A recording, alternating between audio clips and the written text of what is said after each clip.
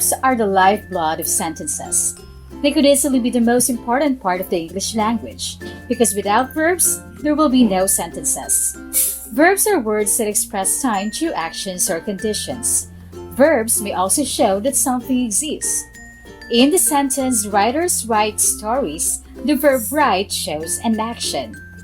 In the sentence, paintings are on sale, the verb are shows a condition.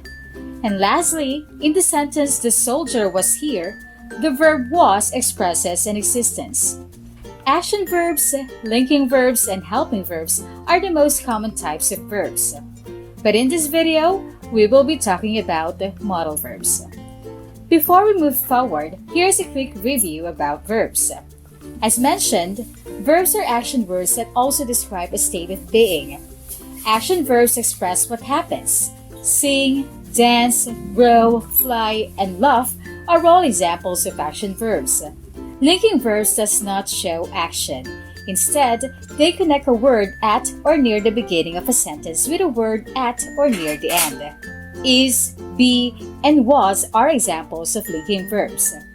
Helping verbs or auxiliary verbs are added to other verbs in order to form verb phrases. Will, have, been are all examples of helping verbs. A modal verb is a type of helping verb that expresses different modalities. But what is modality? I am so glad you asked. Modality is when we use helping verbs to express conditions. So we can use these verbs to determine if something is likely to happen or certain to happen. Whether or not we have the ability to do something, whether or not we have the permission to do something, or whether or not we have the obligation, requirement, or need to do something. So modal verbs are words that expresses conditions. You already know all these verbs, trust me. Maybe you just didn't know this name for them. So let's meet the modals. We have can, could, may, might, must, shall, should, will, and would. Now here's what makes modals special. First, modals cannot be used as main verbs. That means that they're always used in verb phrases along with a main verb. For example, I could play the piano for you. Could is being used with the main verb play. I will follow you. Will is being used with the main verb follow. You cannot say I could the piano for you or I will you, right? Number 2, these are not marked for tense. That means that they don't change their form based on the tenses of the main verb. They will never end in ed to show past tense or ing to show a present participle. There is also no third person singular form. That means that they will never end in s. They will remain as is. For example, the word can. You cannot say I can't cook to indicate past tense, or I can't cook, or she can't cooks. Okay? It will always be the same. Number 3, these guys don't follow the subject-verb agreement. Why? Because again, they remain as is. For example, Jonathan can ride the bus. That sentence is all wrong, but it seems like it should be right. The singular Jonathan means that our main verb rides should end in s, but that rule does not apply here. Jonathan can ride the bus. That's better. There should be no s after ride.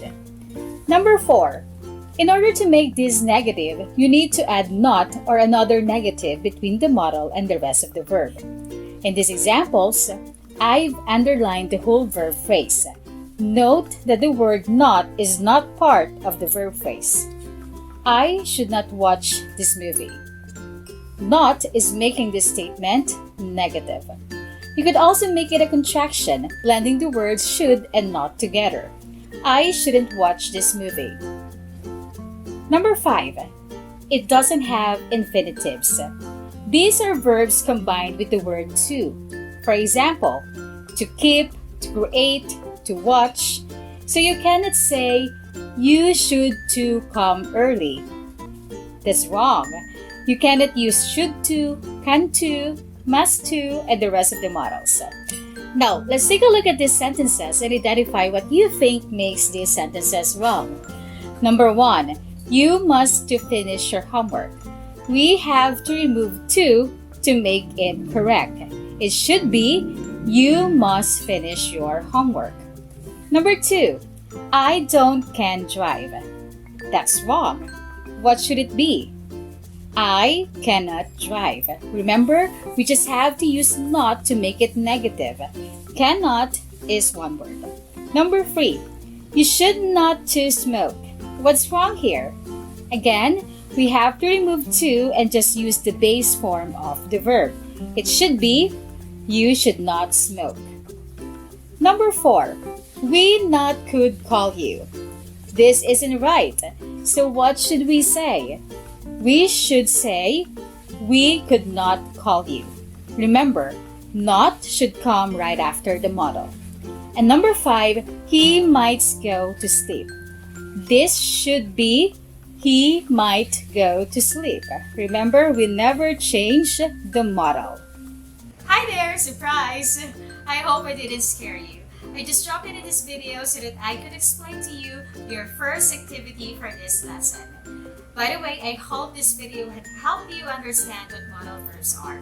Don't worry, this is just an introduction. Anyway, now what I would like you to do is to think about the different rules that we have to follow now that we are in this pandemic. Okay, in this new normal, there are so many rules that we have to follow. New normal, new rules, right? So which among these rules do you think are the most important? Which do you think are the most effective? Or perhaps in your community or in your barangay, there are certain rules that are only inclusive of your place or of your community. So you could also share that to us. Or maybe you can think of other rules that we must follow in order to fight this pandemic. Okay? Maybe there are some rules that people haven't thought of yet, but you have thought about it and you think that these rules will be helpful. Right? Now, I just need 3 rules and 3 sentences. That's it. This is not an essay, okay? Let's not make things complicated. Now, you're going to share your answers in our class Padlet, in which I'm going to show you the link and also the QR code. Don't worry, I'm also going to post them in our Google Classroom. So, should you have any questions about the task, please just ask me in our Google Classroom or in our GC. Alright? Happy learning!